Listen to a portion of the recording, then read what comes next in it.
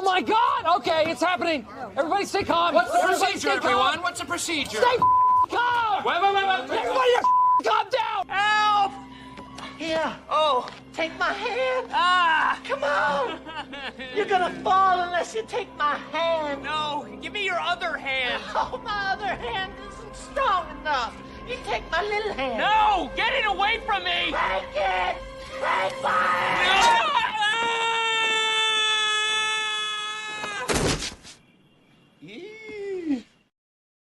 After a big afternoon of shopping, there's nothing better than some Mexican food and a nice little drink.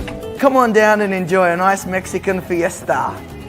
Guess what? We took everything you love about the Bloomin' Onion and created a menu you've never seen before. Let me hear you say, Bloom that ass. Bloom that ass. This bloomified menu starts at $13.99 and it's gonna blow your bloomin' mind.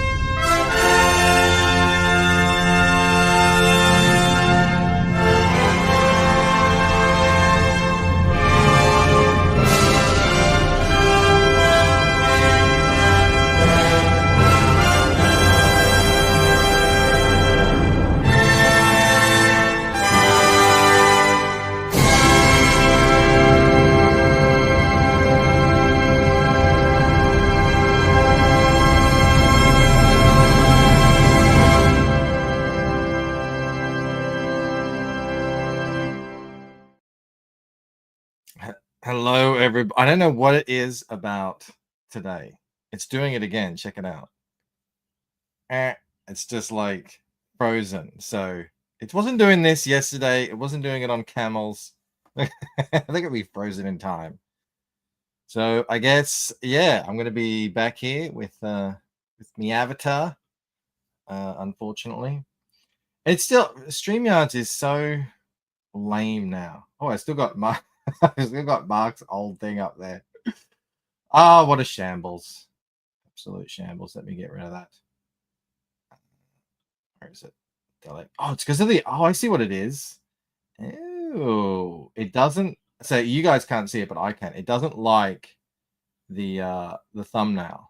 The PNG file. It turns it red. Right. Okay. Oh, good to know. The galaxy is on... Bancroft's BB, that is where it is. What does that mean, Cranberry? What are you going on about? We're back again. It's time to just chill out. All 12 of you. Thank you very much for being here, by the way. I know it's not the most exciting content, but it's productive for me, and that's what's most important. Congratulations to Mark. He snares 26, well on his way, actually, I think. At such an early time of the year to be champion of the firsts. We have Bretsky the Great in the house. What's up, Mo Biggs, the Golden Wrench? Jay Ryan is here. I see, who else do I spy? Maromi's here. Cranberry Langes. Hello, hello. $13.99. That's cheap, actually. That would cost like $28 here in Australia now. I thought Thursday was Weeb Thursday, says Maromi. Man, that's going way back. As Mo says, that was in the before times, in the dark times. I am just, first of all, it's two wins. We get to have Mo in the chat if I go early. And also, I just got sick of streaming during the workday. It's just too stressful. Sometimes, work would call or I'd have to change or do something. Best to get it done beforehand. What's up, Chris? What's up, What Geeks Do? I missed the second half of the art share. It wasn't due to the art contact, just unexpected company. Yes, I saw you did have to dip out early. You missed the good stuff, Mo. I was sort of easing up to it. Had a slightly controversial poll. There was too many. We had 8 on there.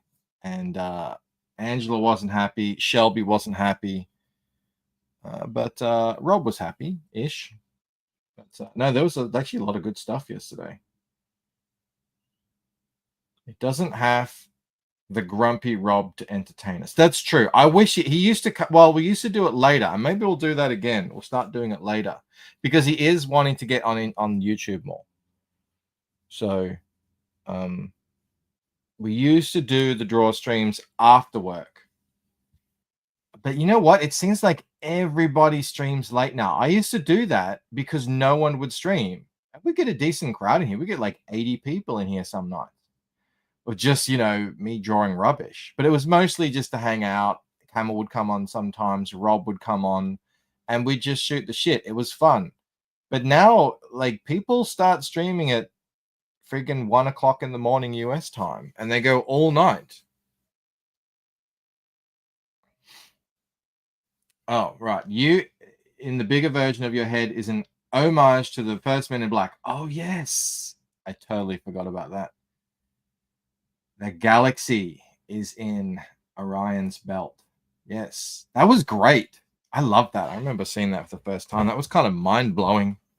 Love that stuff.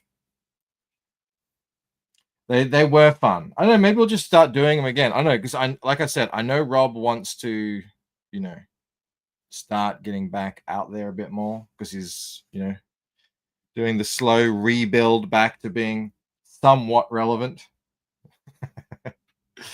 So maybe, we'll be able to do that. I mean, I like them. It's like you're always up against, I don't know, like either Shane or John will always be streaming super late. Now there's that whole, Lord Raptor Jesus and his crew. They're always going late, so. But maybe we'll be able to find a night and just sneak in there. The first one is where it should have stopped. I don't even know if I've seen any of the others. Truth be told. I did that with Jurassic Park. I never saw any Jurassic Park after the first one, ever. And I know there's this whole giant franchise that they rebooted with Chris Pratt. And I never saw any of them. And I loved Jurassic Park. I've seen Jurassic Park maybe, I don't know,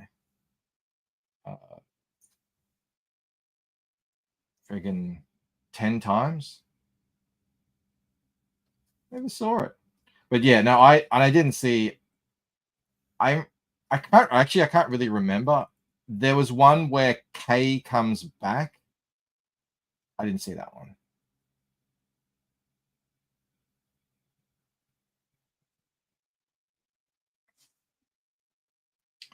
They went to slapstick, says Cranberry. And Mo says Jurassic Park 3 was absolute trash. Yeah, I heard the second one was good. I will get around to seeing it one of these days, but I don't know, I haven't gotten around to it. Speaking of mind blowing, okay, comes back in 2. All right, I'll watch that one. Yeah, because I think I've seen a scene on YouTube of Jay at the post office where he's working, but I haven't seen that movie, so I guess that's probably the second one. What you guys are saying? Too bad Sumo isn't here. This page has some Ella Butt in it.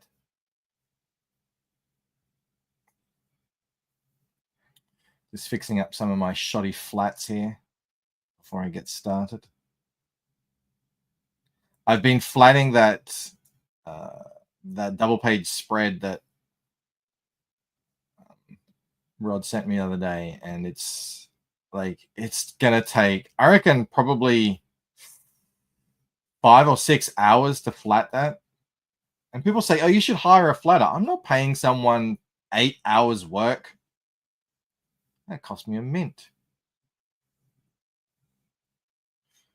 MIB 3 was better than 2, says Moromi.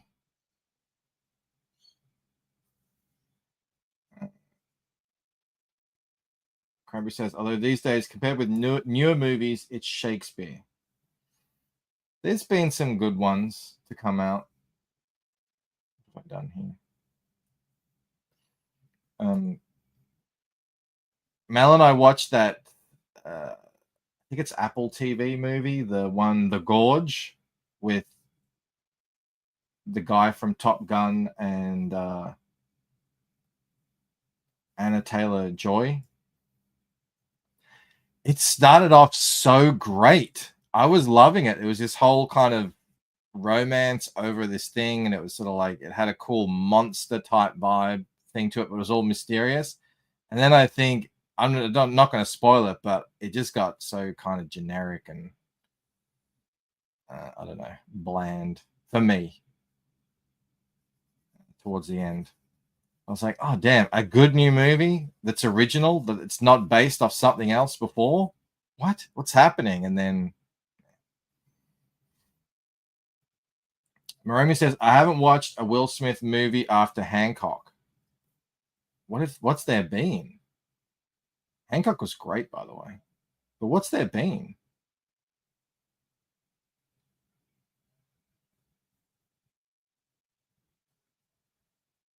When I think about it, I can't really.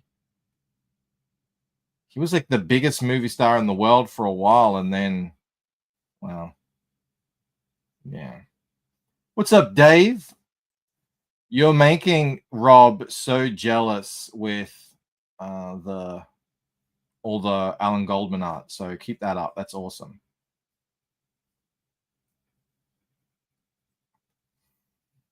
Cranberry says, I watched Mickey 17. It could have been good, but it was just a big Democrat commercial.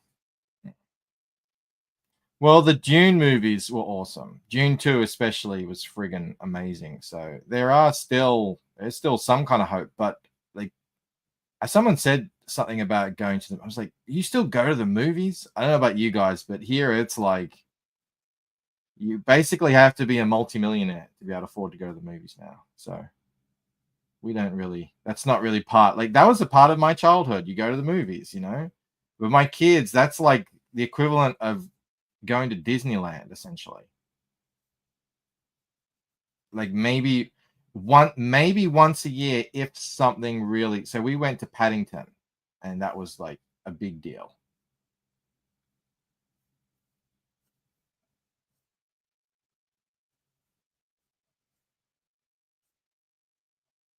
Before that, I don't even remember.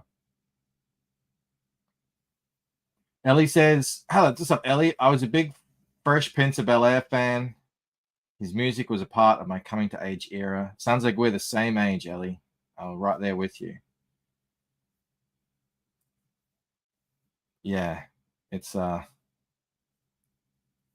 guess, I mean, he'd already sort of fallen off before the slap, hadn't he? He can't really remember. But yeah, at that point it was You realize he played a cuck in Hancock, but I mean,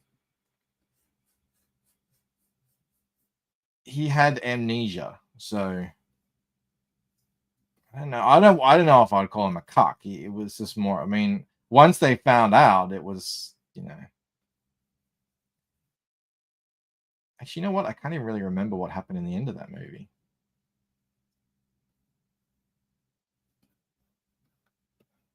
Ah.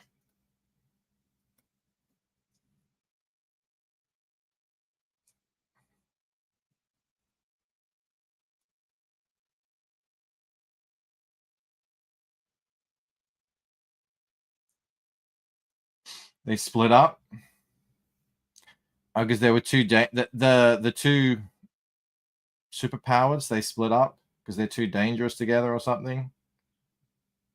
Yeah. I liked Pursuit of Happiness. I did watch that, and I remember watching I Am Legend, and I felt like I was missing something. I don't know if I read the book. I think I didn't. I can't remember if it was because I read I, Robot, and I know they're completely different movies, but I just get them sort of confused sometimes.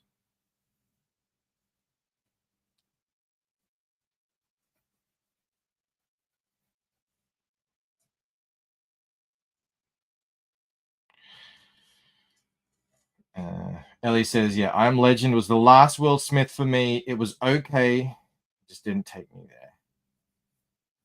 I remember it being really depressing. Oh no, I did read that because it was so. I remember learning it was so different. That's what happened. So I watched the movie and I was like, I feel like I'm missing something here. So I read the book and it was so different. Is that what happened? I think that's what happened. Maybe we're doing a long while back because I remember the ending was really different, which happens quite a bit. Never saw Wild Wild West. That was a bit too much. Big Willie for me. Didn't he turn down?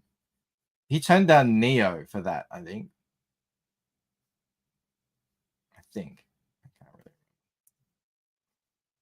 Cranberry says, "I like comic movies. What's your favorite comic movie?" I know what mine is. It's no one else shares the same favorite comic movie with me.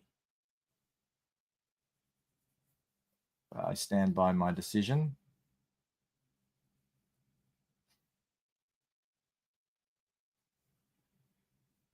Is that the author, Mo? Richard Matheson of I Am Legend? Live action or animation. For a while, my favorite superhero movie was the Into the Spider-Verse with the first animation with Miles Morales one. That was my favorite superhero movie. So that was an animation. But my favorite comic book movie is V for Vendetta. Hands down. I love that movie. And it always triggers Alan Moore fans when I say, I don't really care for the comic. It's sort of weird and, you know, doesn't like, I just like the movie better. I like Hugo Weaving. I like the writing. Pullman is so bland in V. I don't think she needs to be anything else than what she is, though. Don't you think? Like, she's not. I don't know if she's supposed to be anything other than what she is. But when you now that you said that, I thought she did really, really well in the part where she was kind of head shaved and, you know, in the cell and everything, and then she comes out. I thought she did really well in that part. Ellie just got V on Blu-ray. I watch V probably once a year. Passmaster Dan says wrench ratio is nuts. It's like the good old days. A blue wall. What's up, Passmaster?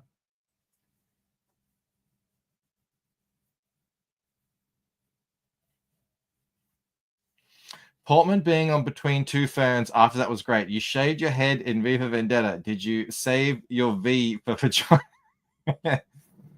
She was also really good on the Lonely Island song. That's a great song. If you haven't heard that one, it was the end. It was at the end when they had their biggest album, I think. She was on the end of that.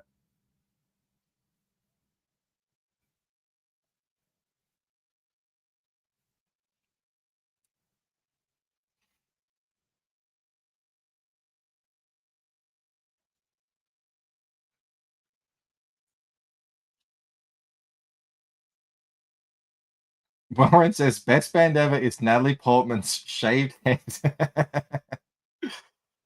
And Henry says Alan Moore thinks none of his comics should ever be adapted into any other medium. Yeah, but have you heard Alan Moore? We spoke about this last week or the other week. The way he talks. I mean, it's kind of funny just hearing him talk.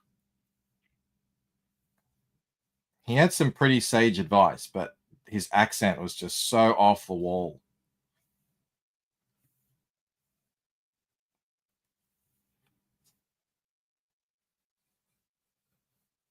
Well, I mean, maybe there's an ego thing there where he's like, you know, because things have to be adapted, obviously. You know, they need a screenwriter to adapt it from one medium to the other. And maybe he just feels like, you know, no one could possibly ever adapt his work or understand it. And isn't he, I mean,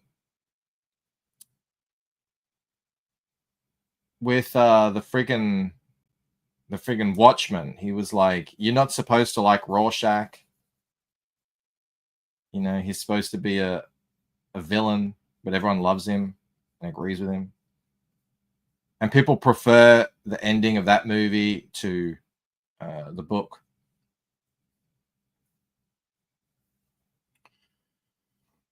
Alan Moore is literally the old man who yells at clouds, says Ali. What's up, Sumo? Oh, I was just saying, you might like this page. There's a bit of Ella Buttage on display.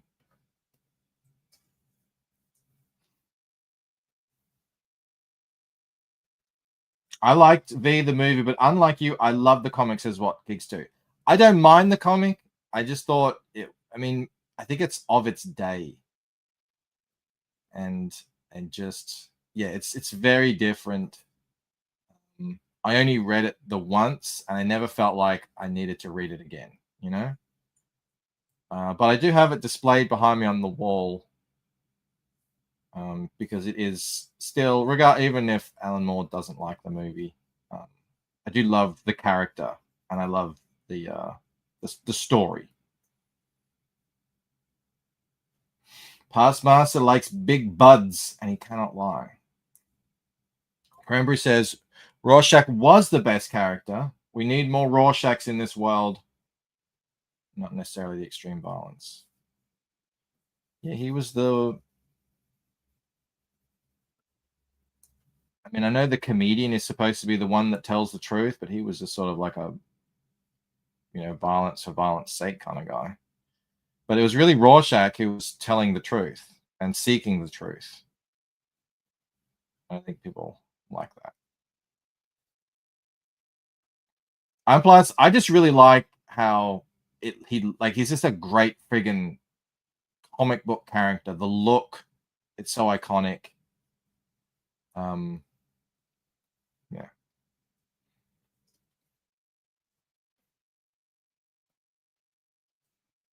Who would imagine that making your comic book characters iconic looking would actually matter? I'm thinking of Death in Sandman. How they changed her from one of the most sort of, you know, iconic from that series with, you know, the goth chick, so sort of out of place, and then they made her into the soccer mum in the TV show. That was a weird choice. I said Bud too, past Master Dan. Did you hear Butt? I said Bud. I guess probably they sound the same.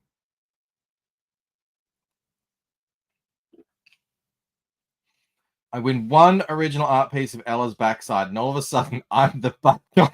Yes, yeah. That's how it works. That's how it works. You made a point of it, you know? As Mo points out, it could be a lot worse around here. I don't know if any of you caught the thumbnail that Camel made yesterday. We hung out and chatted last night. And Camel decided to, yeah, you know. There's a lot of rumors flying around about what may or may not have taken place in Tampa back in 2023. Camel is doing his best to make sure that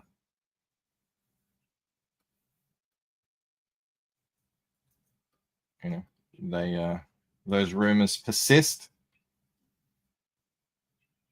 Oh, good, says Rod. You're coloring this page. Yeah, great page, Rod.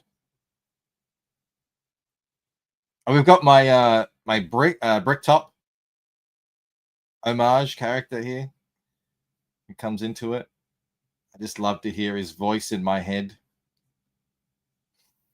What's up, Rod? I see Rod recently ticked over 500 subs. Congratulations. I don't know if you saw in my last short, Rod, I shouted your channel out. I don't think that has anything to do with it because it hasn't gotten many views, but you never know. These things sometimes pick up a couple of days later. So hopefully you'll get some more from that too.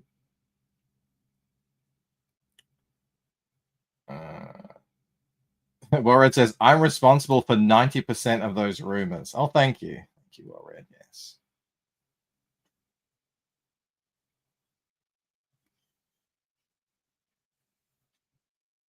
Well, and then you've got Kirby drawing me as a basically naked rollerblader in my Budgie Smugglers.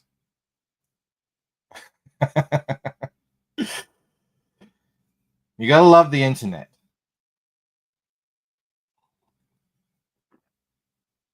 Mo says, we all know about Camel pulling out his Batawang, and you asking where does he get these wonderful toys? So I slam my fist down.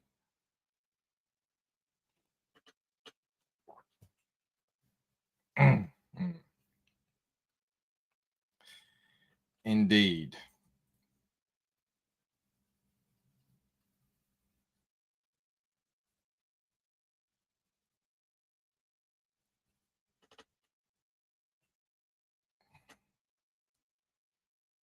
Should color these together, but oh well.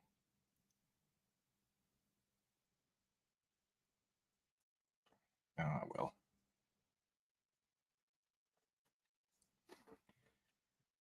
Completely off topic. Has everyone been paying attention to the pyramid stuff? It's like the alien stuff all over again. Remember how for, you know, months before the election, we were being invaded by aliens. I was like, oh, I just want to believe so much, but I'm not, you know, I'm holding out. And if you haven't seen it, essentially people are coming out. It's legit, like they're legit scientists are coming out saying they've performed satellite LiDAR of the pyramid site and have found enormous structures underneath. Now, they already knew there was a complex underneath the pyramids of Giza. But the structures that they've found, that they think they've found now, absolutely dwarf what they previously thought beyond any kind of measure, essentially. And if it is true, if it is what they think it is, it would completely rewrite the entire history of that structure and that region, and it would mean the whole, you know, it's a tomb built by, what's his name, Kaffa, whatever, is completely wrong. If it's true. And again, I wish it's true. I hope it's true. It would be so cool. You know, it would feed into my daydreams about ancient civilizations. But essentially, they found gigantic 600-meter pylons underneath. Kefra, thank you very much. Not Kefa. Not Kafir. Kefra, thank you, Passmas. Yeah. Where there's like and they have a spiral structure on them. It's pretty cool. It's kind of like going viral on Twitter at the moment. It's sort of the news hit about 2 days ago. And then underneath those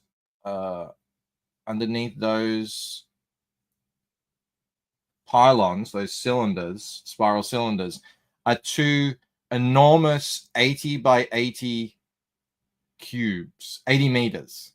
And all in all, the whole thing, the whole structure goes down about 2 kilometers, which is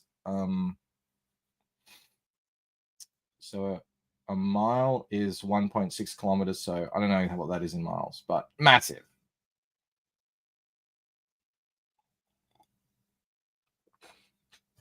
Passmaster Dan says pyramids are ancient vending machines. There's always been a theory about them being pumps, massive water pumps to irrigate the region. But yeah, I don't know. I just want something cool, you know. We just got the JFK files. Let's get the pyramid files going. The UFOs, drones was a bust.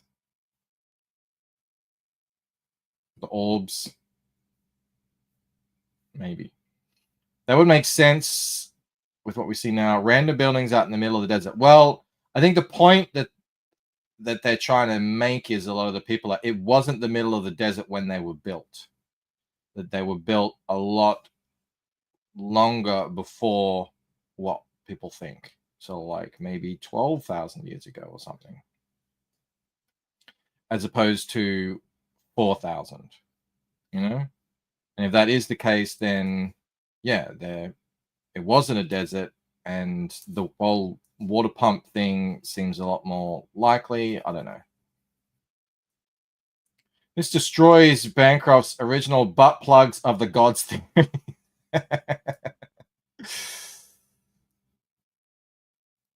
Yeah.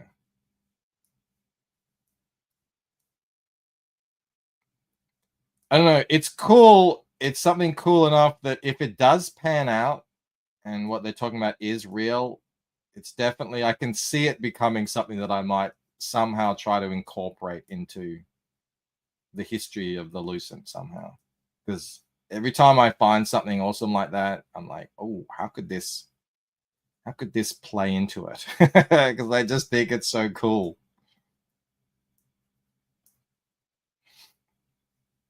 It's so mysterious.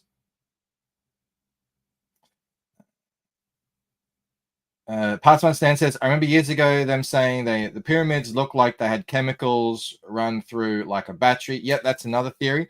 Well, the thing is that a guy like years ago, back in the 60s or 70s, realized that the structure of when it's sealed up, and it used to be sealed up, properly sealed up, like all the inner structures of the pyramid, they're not made for human sort of access, you know.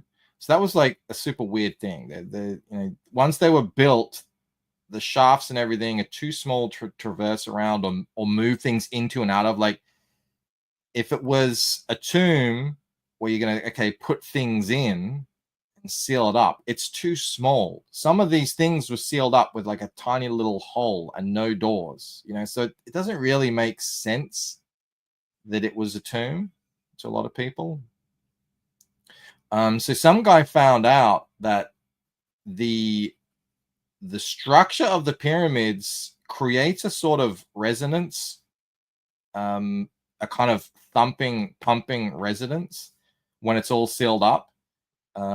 and that when you scale it, it actually becomes quite powerful. And he built models, and he built larger and larger models, and realized, yeah, it actually functions as a pump. And that's a real thing. Like, you can go and check his stuff. Not saying that the pyramids were a pump, but it would have functioned as one if that's what it was intended. And another theory is the battery. I don't know as much about that one, but I do know remember you got that old battery that they found from like Iraq or something thousands of years ago.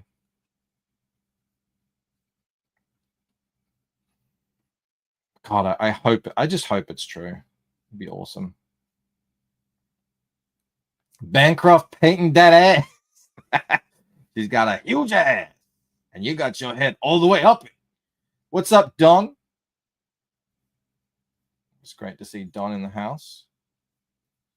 Rod draws the ass, and I paint it. That's how it works.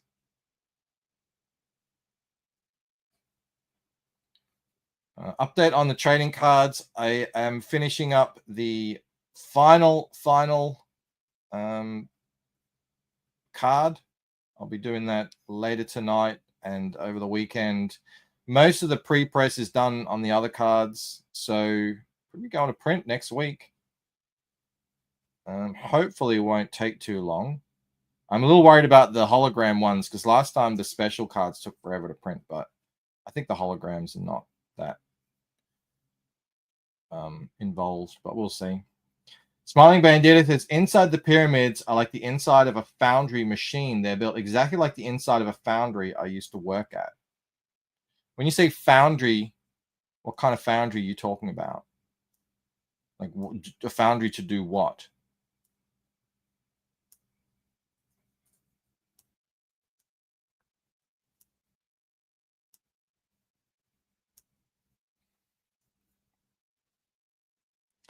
Another thing is they found more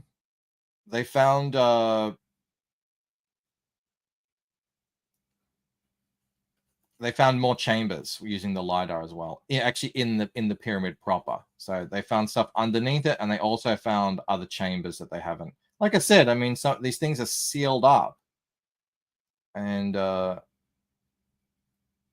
it's not really meant for wandering around in.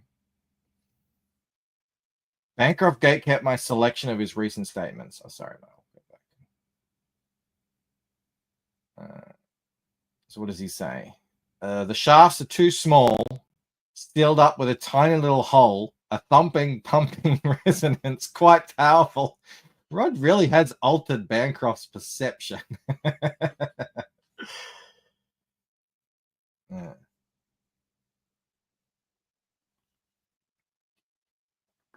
Changing lead to gold. Egypt was known as the land of gold. A foundry to smelt gold, I would assume. Yeah, it's got those shafts that go in, and then you got those structures on the inside. Alex Jones called them Chinese architecture looking stuff because they have a triangular roof with layers. So they're all on. There's like 5 or 6 of them on the inside. There. I remember when they thought there was just one big one, but there's actually a whole bunch of them. It would be great to just know, because they're so mysterious, and the people have ideas. No one really knows how they were made.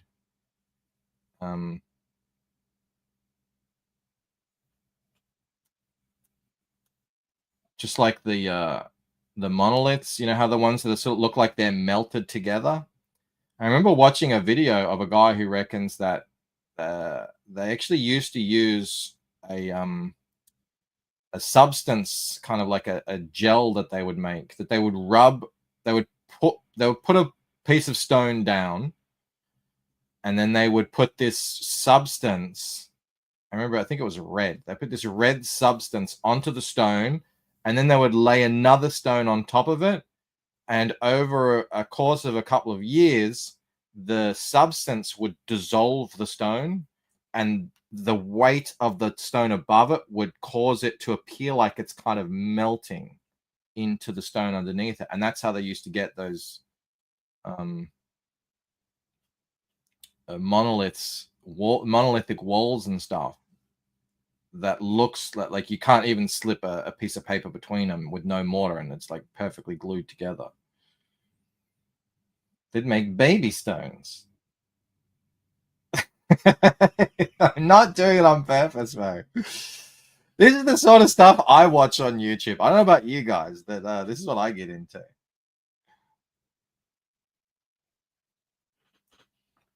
He says, Mo says, a substance, a gel they would rub and make. Oh, Henry says he had a hot mud flood last time I went to Taco Bell. Well, stop going to Taco Bell. I haven't been to Taco Bell in years.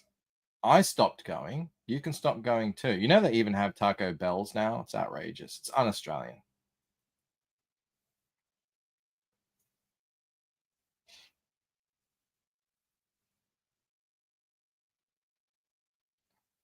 Either way, the point I'm trying to make is, even though I don't have a point, I'm just waffling, filling dead air.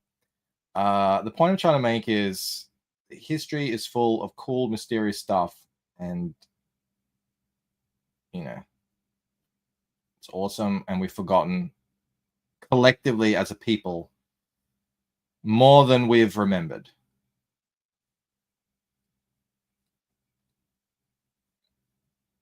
I love the hair Rod did here. She looks like she's got a bouffant. The way it's flapping about.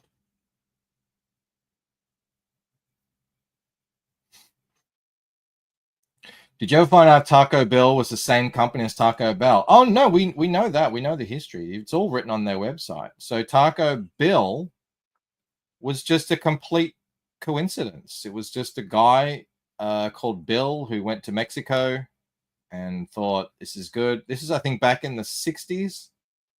He was like, you know what? We should have Mexican food in Australia. So he just named it after himself and, and called it Taco Bell. And then Taco Bell became a thing, and they were like, oh, we want to, open franchises in Australia. And he's like, no.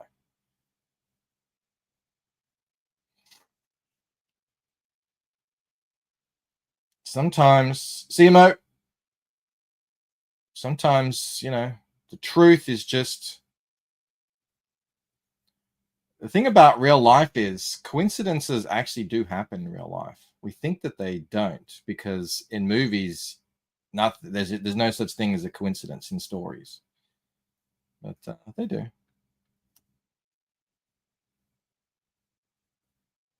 The weird one is Hungry Jack's, because that never needed to be a thing.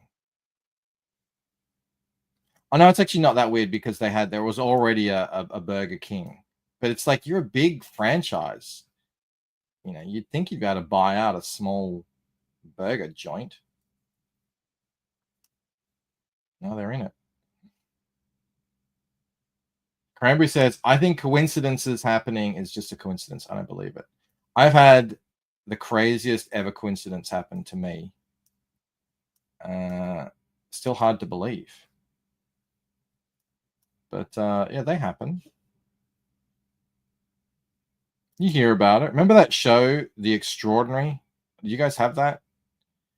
It would highlight stuff like that. Like a woman loses her engagement ring on a beach and then comes back 20 years later and finds it. Stuff like that.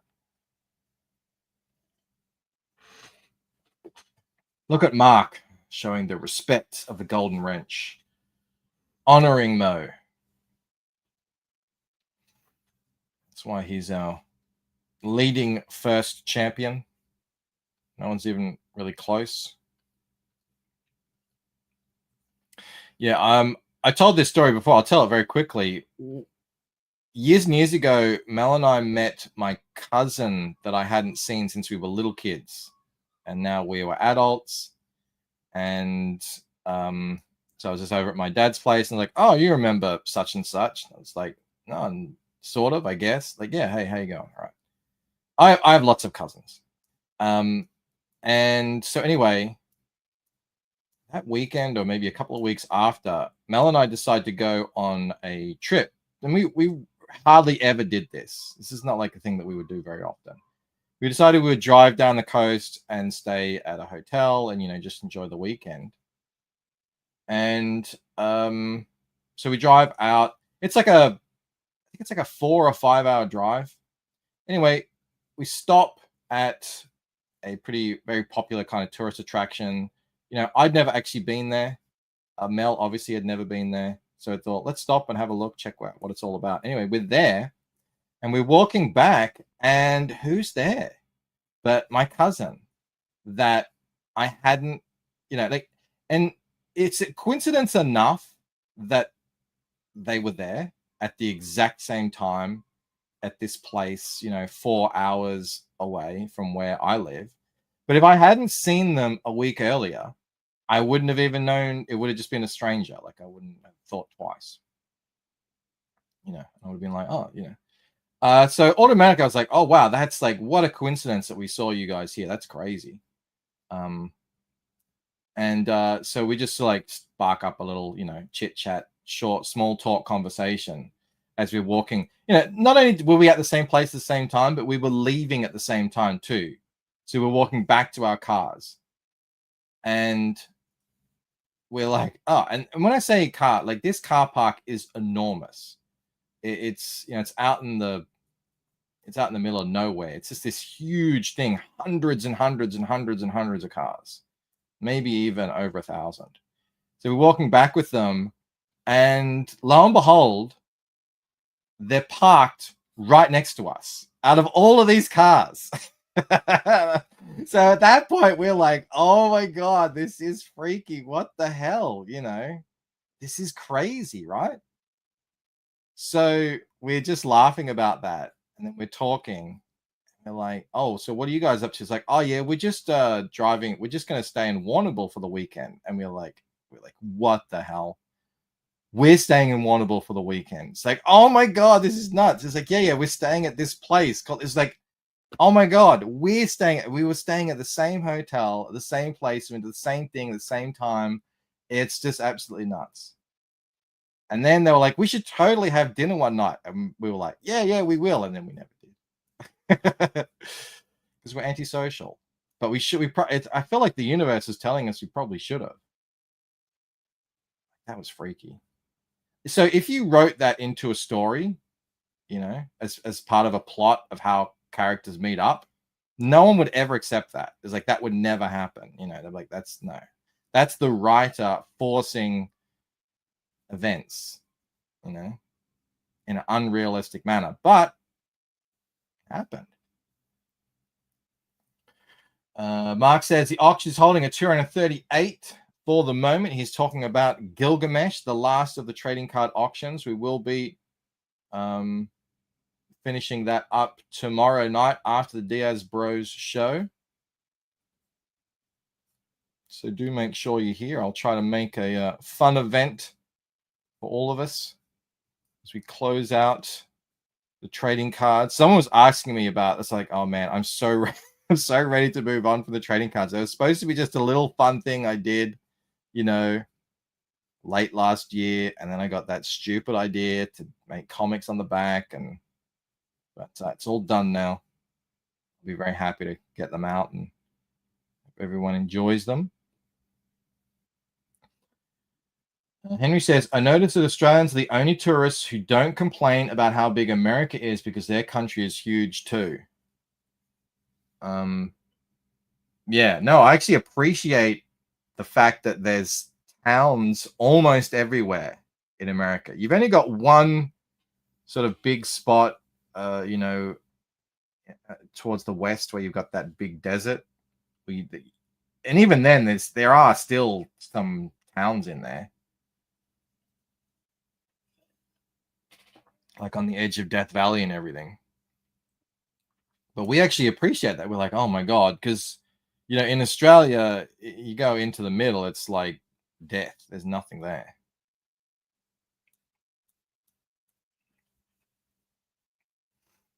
Chromie says, yeah, we totally should. Equals not going to happen. I know, we were, because we were young and maybe had some money for the first time in our life. And we decided to take a little holiday, a little romantic holiday. So we were like, no, we're just going to enjoy our own company. Thank you.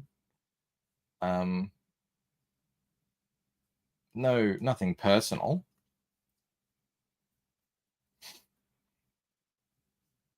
It was a great idea. Well, thank you, Mark. I agree. It's worth it. Especially getting to do like fun little Easter egg stuff on the back of the cards. My only concern is they print so small. I mean, I'm doing my best to, make it as legible as possible. Might need to get out the old magnifying glass of some of them, but I'll print them. I'll print them later on at a bigger size.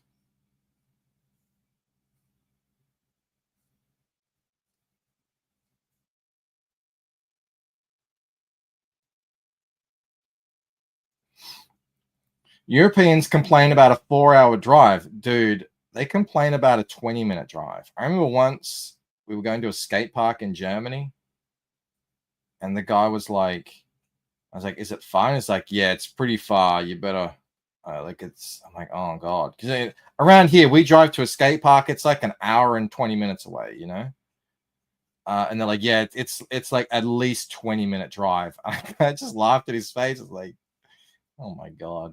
Germans. Henry says, I used to make a monthly 1,600-mile round trip from Oregon to California. It's rough. Crenshaw says, our middle is just flat, windy, and boring until you get to the Corn Palace. Where's the Corn Palace?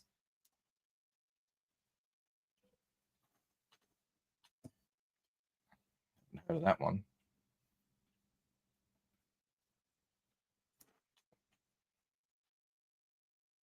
There's beautiful places in the remote areas, especially up north and in the west. Beautiful. I want to say, I mean, the nature, the landscape. Kind of like I'm talking about stuff you would see in Crocodile Dundee.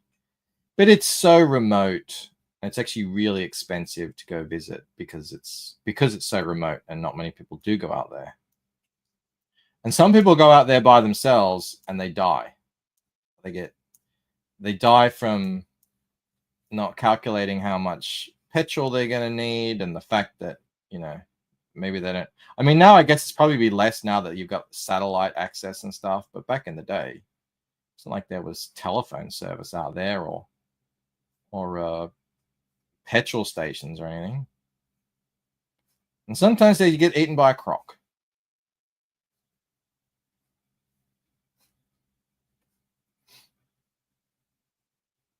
Bankrupt will drive any distance for a dope blading sesh. I used to, Sumo. We used to have we used to go up to Canberra every year. That's like I mean, you can do it in about 8 hours, but, that's a bit painful. So, we usually take our time, maybe stop along the way, do it in half a day, 12 hours or so. Yeah, we do that every year. Go meet up with the boys. Hit the streets, hit the parks.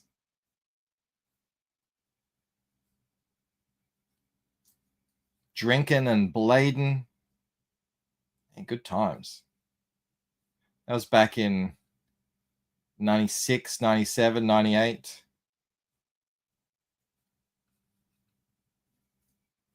Up to no good. Thought they died from heat and dehydration. I mean, yeah. So if you run out of petrol and you're sort of stuck out there, that's eventually what'll happen.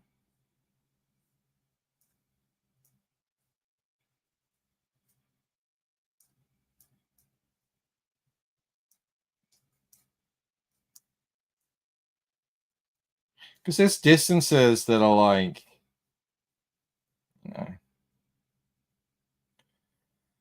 I mean, distances you can't even really know until you experience them. of just nothingness. What do you think of it as an Australian? Do you think of it just like the deadly wilds?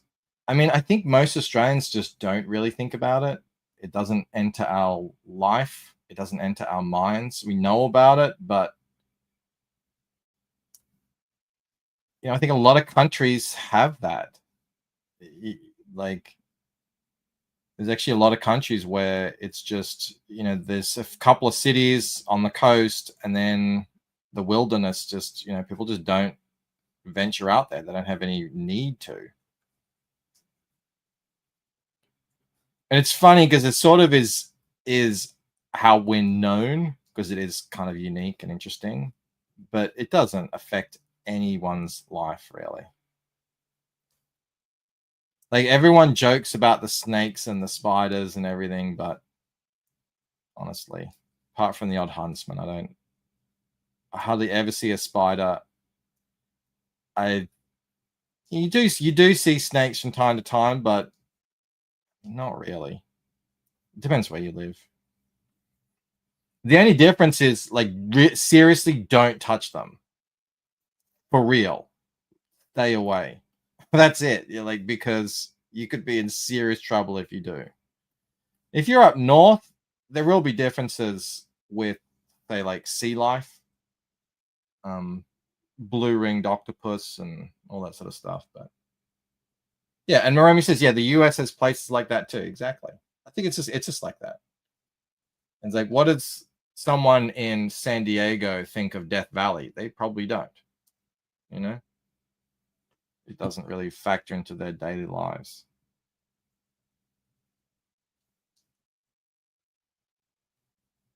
What am I doing?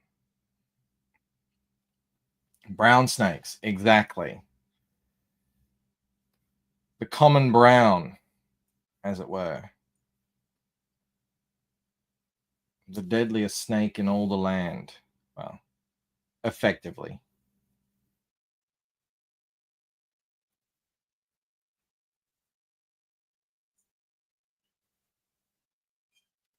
Don't touch the snakes. Thanks, Dundee. People still die in Death Valley. I imagine they would. Yeah, people don't take it serious.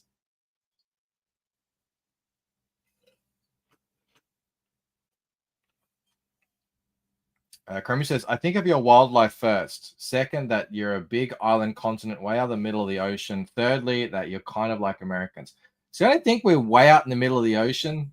I guess that's like a place of perspective. From us, yeah, you have to pass over the Pacific Ocean.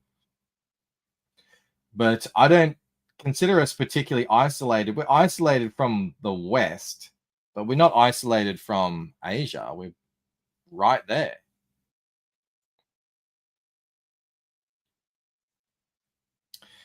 German tourist died a few years back, says Moromi. They're always dying. It's a thing. I don't know what it is with the Germans. They're usually very rational, reasonable people. But yeah. And it's not like there aren't warning signs everywhere. There are. Like, don't swim here. Crocodiles. Saltwater crocodiles. If you run into a saltwater crocodile out in a friggin' river, that's it. Like, game over. Those things they're like dinosaurs.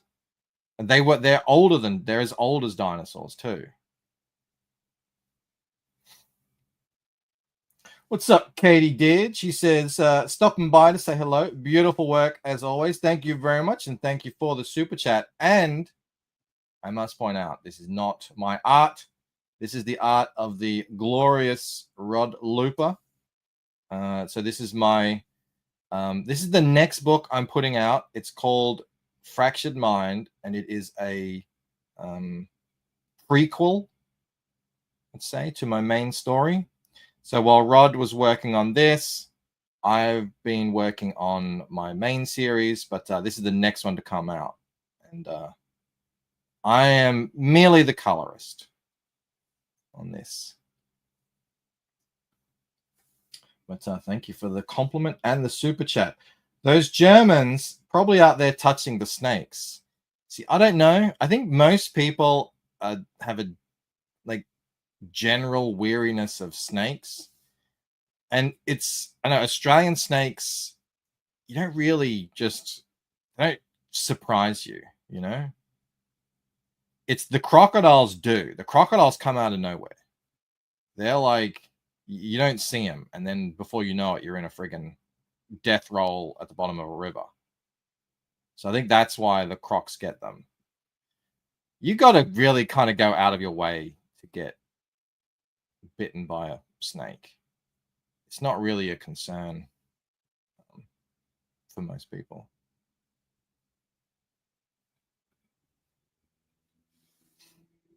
Again, it really comes down to don't touch them. Cranberry says, that's weird. I don't usually think of Asia as closer, but Australians would. Well, when I say close, I mean, Indonesia is I think it's a 9-hour flight from where I am, but if you're up in Brisbane, it's a lot less, And then China, sort of Hong Kong, I think that's a 10-hour flight, maybe 11. I can't quite remember. It might be less even. Remy says, I saw more bears in Florida than the mountains. They have bears in Florida? What kind of bears? Are you talking about at the zoo? I didn't know they had bears. I didn't see a single gator in Florida. I feel like I was ripped off. It's just like people, they come here and they expect to see kangaroos just hopping down the street. And that is a thing, but it's not just, not in Melbourne. You're not going to be in the city and see kangaroos. You got to go out into the country to see that stuff. You got to go out to where Rob lives to see that. Have you ever been an outdoors guy? When I was a kid, yeah. I was a scout. All that sort of stuff. I used to go camping. But Mel is the exact opposite of an outdoors person. So, you kind of make compromises when you get married. So yeah, not anymore. And I know it's not like something I need. It's not. I enjoyed it when I was younger, but it's not. I don't miss it or anything. Like, oh man, I really wish I could go out camping. It's not. I have other interests now.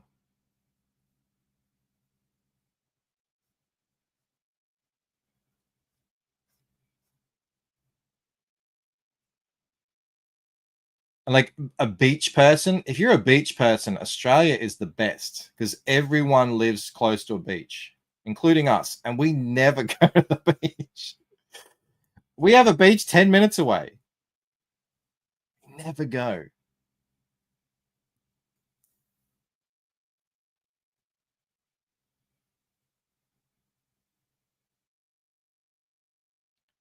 Katie says, the only snake I don't mind our black garden snakes. They eat rats and etc. I love snakes. I love them. It's just that in Australia, you really don't want to mess around because I think it's like 8 or 9 of the most venomous snakes are here. But they're not necessarily the deadliest because they're quite they're not aggressive. It's like there's ones in India and Asia, like your king cobra and your black mamba they're the deadliest because they live among the most people and they're actually aggressive. Like a rattlesnake, I think, is quite aggressive compared to the Australian snakes. What Geeks You says, yeah, I work 2 blocks from the beach. I never go. Yeah, I think you're either a beach person or you're not. And I'm just not, never have been. I almost drowned when I was a kid, so there's just like a bit of bad blood there, I was never my friends tried to get me into surfing. You know, I did it for a little bit, and I don't know.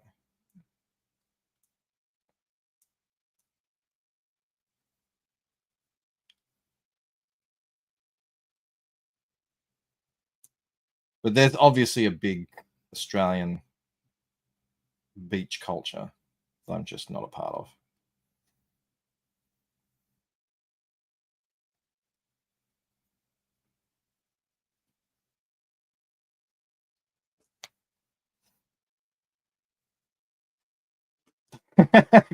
It says, "Oh, I know about compromise. My wife gets her way. That's the compromise." And Mark says, "Lots of black bears in Florida." There you go. I had no idea. Lots of lovely gators. Gators to me, they seem a bit like big ancient puppy dogs. You know, we have here we have freshwater crocs, and I don't encourage or advise anyone go up to them, but there's videos, there's plenty of videos floating around of people just chilling with freshwater crocs, even in the water, and they're completely fine. You just sort of, you know, if they get too close, you just kind of push them on the snout. Like if they bit you, you'd be in trouble, but they're not the man eaters. And I get a feeling like that's kind of like what a lot of the crocs are like. Salties look chill? No, not the salties. The freshies look chill. So it's okay to pet the crocs. I mean, yeah, there's video. No, don't do that. But there are videos of people doing that, and they're fine. But don't take my word for it, please. I don't want to be responsible for anyone getting bitten. I mean, you can tell they're a lot smaller. They have a pointier snout. You can tell they just have a different face. There's also, I can never remember their name, the Camaran or something. They're like another version. I could be completely getting that wrong. But yeah.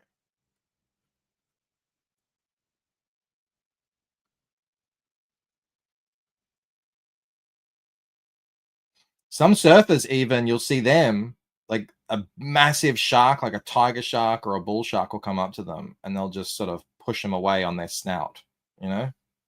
And that's it. That's going a bit too far. That's like, yeah. Brian's on the old Rod Looper art. Nice. Yeah. This is it. So it'll be a 32 page comic. We have tons of splash pages and double page spreads and lots of action, shaping up to be a damn fine comic book, if I do say so myself. And I do. I don't know, camera. What is that thing? I'm going to Google that actually. Camera. What is it? Help me out here, Google. Oh,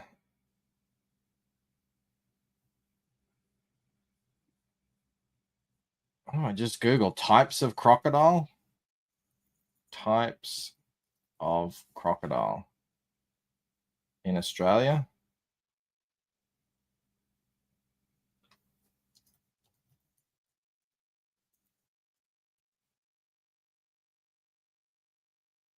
I guess it's maybe not even a crocodile. It's something else. It's like a different kind of lizard.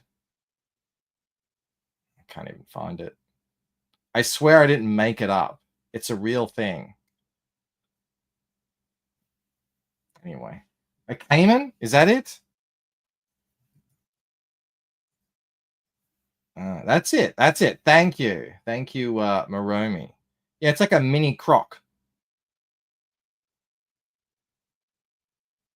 Okay, so it's not even in Australia. Okay.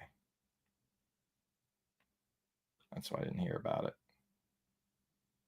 So we only have crocodiles here. All right. We got the big ones. Oh, Brian says, I got an original of here looking at the rooftop window. Not sure if that's in this book. Yes. Yeah, we did sell 5 pages, I think, from this book back on the Paint to Death campaign. Help out Rod a little bit. And we will have, I think, pretty much all of the original art available when this goes live on in June. I think Moromi has the first page. You have the first page, don't you, Moromi? The one of her jumping. I've actually been doing the narration for that page last week.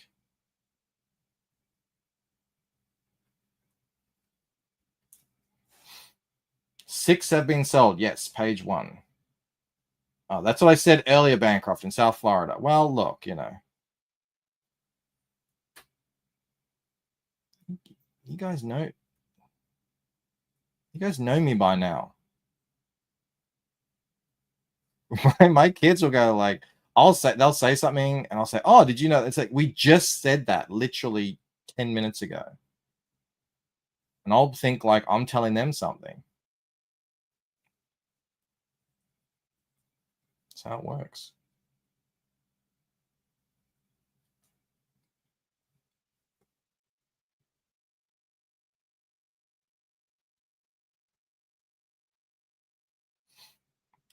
Do you keep some of the originals? Well, I don't have any of these. I mean, this is all Rod's art. So part of the deal is I pay him to make them, and then he gets to sell them as well. So they're, as far as I'm concerned, they're his property. I could buy them off him. I would have probably first, what is it? First right of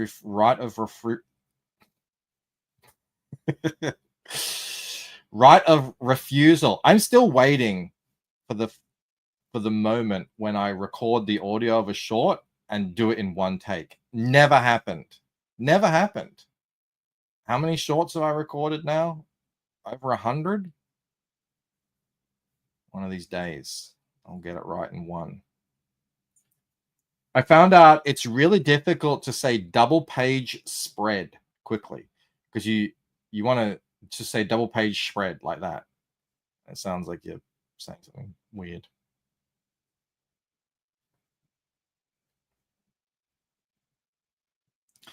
Oh damn, I've been waffling for an hour and 15 minutes and I realize I have to go to work. So I'm about to go into a work meeting.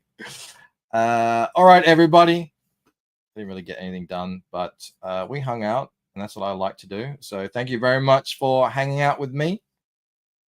And I will see you tomorrow. We're closing out the trading cards and the last of the auction. So I hope you can join us for that. I'll try and come up with something fun for us to do.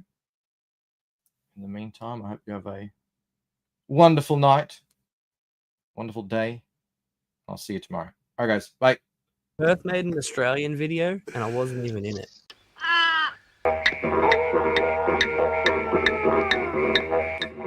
Emotional damage.